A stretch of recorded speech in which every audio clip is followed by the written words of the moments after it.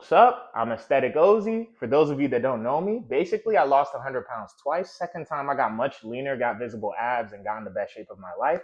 And I've been able to keep it off for 2 years and running. Today, I wanted to talk about why most people that lose a significant amount of weight or a significant amount of fat end up regaining it. And before I get too deep into it, so I'm a big believer that if you're not in shape, then you're not your best self, especially as a guy. And if you're not your best self, it is impossible for you to live your best life. That being said, if you want to work with me one-on-one to unlock your best self, unlock your best life, and unlock aesthetics, links in the description, also in my channel bio, or you can just comment or DM me the word lean at aesthetic_o.z. It's gonna be in my channel bio on either Instagram or TikTok, but I'm gonna be real, I'm much more active on Instagram. So let's get into it. Reason I believe most people regain, well, let me just tell you my experience. I told you guys I lost 100 pounds twice. And the reason I tell you guys this is a couple of reasons. One, this was just my journey. This is my story. But also, it's to have you guys understand that pretty much everything I'm telling you is not from me speaking from some high horse. I had to learn this shit the hard way. I had to live this to understand how deeply this shit matters. Basically, here's my fitness story in a nutshell. I started during 2020, early part of 2020. It was my last semester of college. It was around when that thing that happened around the world happened. YouTube doesn't like when you directly say it for whatever reason, so I'll just say it that way. And pretty much, yeah. So I was around 335, 336 pounds when I started. I was consistent for a little bit over a year. And by then, I was about 230 pounds, low 230s. But yeah, that's basically what I ended up as. Wow, most people would consider me fit, at least by American standards at that point. People saw me go through the transformation, all of that. If I was to put a guess on my body fat percentage, I would say I was probably around what most people would consider sub 20% body fat. I wasn't quite 15%, but I would say I could pretty confidently say I was probably under 20% body fat, which in the US, you're going to stand out pretty much anywhere if you're that, right? Like I said, I was consistent for a little bit over a year, and I kept it off for a little bit over 6 months, and then I started slipping back into bad habits. And before I knew it, by summer 2023, I had gotten back up to 315 pounds. I'm just like, ill, I don't like this. I don't like what I'm seeing. I don't like how I feel day to day. And the worst part is I've already been here before. So I'm like, no, I don't like this. I'm like, all right, we need to do something about this. However, I'd learned a lot of lessons from the first time, right? So I knew, okay, I need to make a change in how I do it. So I gave much more care and thought to the sustainability part, right? So both in terms of my nutrition, so that's part of why part of my whole approach with my fitness coaching is no bland food. And also in terms of my lifting and just overall workout approach. So no living in the gym. The reason that I made those two changes, they're both tied to what? Sustainability. So that's even when life gets busy, even when things happen, whatever, I can adapt it to whatever life situation that I'm dealing with at that point, because this wasn't the only goal I was working on at the time. Both of those changes were tied to sustainability. First time, I was basically lifting and working out 5-6 times a week. Second time, I learned much more about the minimalist way of building an aesthetic physique and getting in shape, and just not living in the gym and still getting very good results, right? So I was lifting 2-3 times a week and working out 3 times a week. But basically, the times I would do 2 days out of the week, I would do an upper lower split. And the times I would do 3 days out of the week, I would do push pull legs, which is my preferred anyways. But that was the change lifting wise, because it's easier for me to stick with that long term. I cared more about, it's not about day 1 or even day 10, but making it easier to be there day 500, day 1,000. You get the point. And then same thing nutrition wise. First time I ate closer to that chicken, rice, and broccoli approach. Not exactly that, but much closer to it. I'm somebody that knew how to cook way before I ever got interested in fitness. So I experimented much more the second time with what I could make happen with low calorie, high protein meals. Right? Because like I said, the priority is a high protein calorie deficit. In doing that, that helped make things just much more sustainable.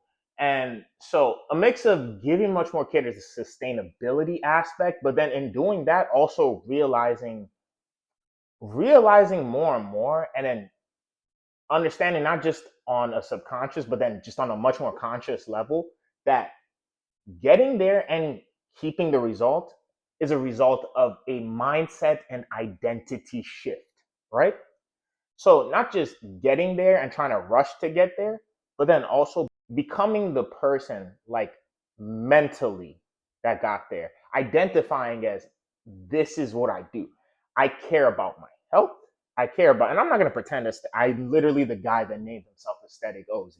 The physical, I definitely cared about the physical, but something I've been consistent with on this page, both in my short form and long form, is that the fitness journey, especially fat loss, is not just a physical journey.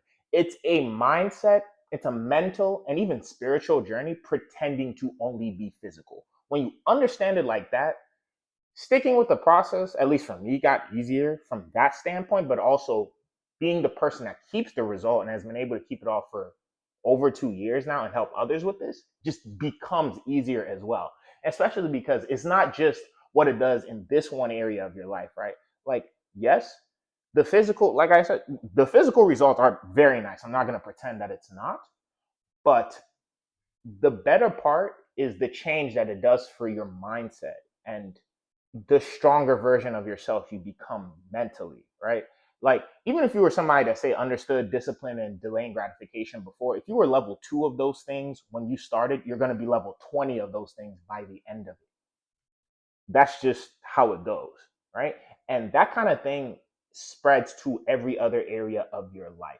It's not just the physical result. Like, yes, the physical result on its own definitely improves your quality of life in pretty much every way.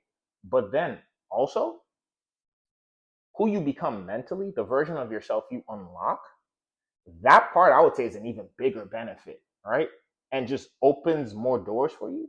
And also, it's not just, it makes it easier to both take advantage of opportunities you had before, but then also creates more. And you just become more resilient, right? You become more resilient. You become able to adapt more. And because of that identity and mindset shift, like, something I like is you either make progress or you make excuses, right? Because the thing is this, from the identity and mindset shift, if I was how I was before, I'd be like, oh, this thing happened or this thing came up life wise, or let's say I spilled my meal prep in the parking lot. Oh, guess I got to eat Chick-fil-A and the junk food and give in to the social pressure. Versus I've accepted it as an identity and mindset shift. Okay, this thing happened. Like, you want, oh yeah, your systems. That's the other thing. I'm not saying that you shouldn't have willpower, but you don't want willpower to be your main method of doing things. You want willpower to be there for the days when life unexpectedly happens. Like I mentioned, you spill your meal prep in the parking lot. Okay, let we even get Chick-fil-A or whatever, but we just make a smarter decision in what we do get, because there are healthy options everywhere. It's not a lack of healthy options that's the problem a lot of the time. It's the identity shifting. It's the mindset of how you look at things. It's giving into instant gratification over delayed gratification. That's really what this is about.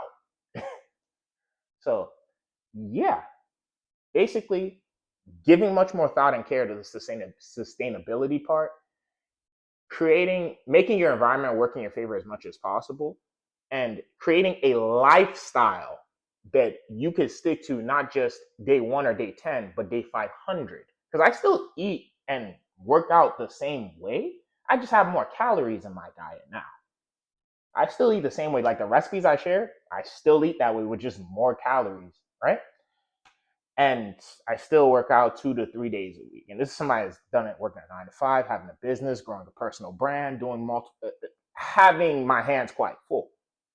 So yeah, that's pretty much what it boils down to. And that identity and mindset shift, that's extremely important.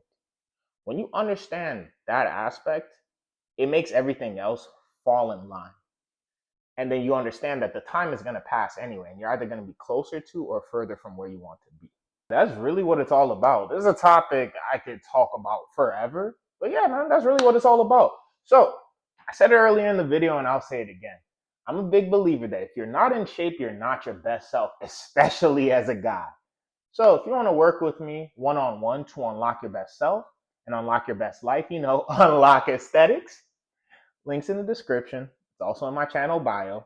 Or you can just comment or DM me the word lean on Instagram or TikTok, but I'm much more responsive on Instagram. But other than that, that's all I wanted to talk about today. Have a blessed day.